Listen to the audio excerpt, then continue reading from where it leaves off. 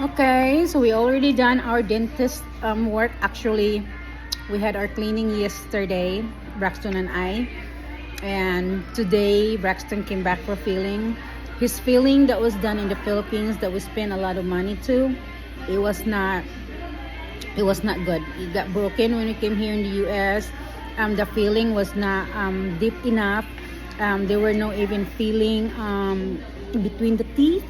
It was just very superficial. So mura gitapakan ra sa dentist iyahang ngipon, wala gitreat, no? Wala gitreat ang cavity, gifilingan lang diretso, wala gitreat ang cavity. So that was very disappointing, you know. Very disappointing yun. So na-disappoint yun ko sa dentist sa Pinas.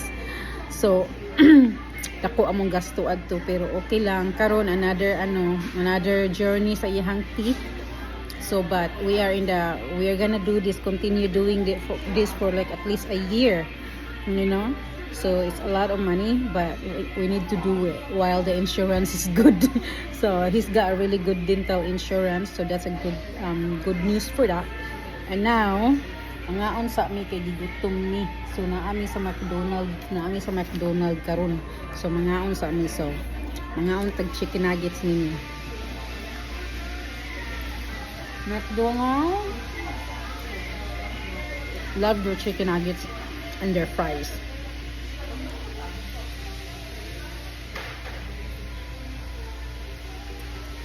Nangawat sa kuana kay na siya masuko na siya ugipan. Masuko na siya video.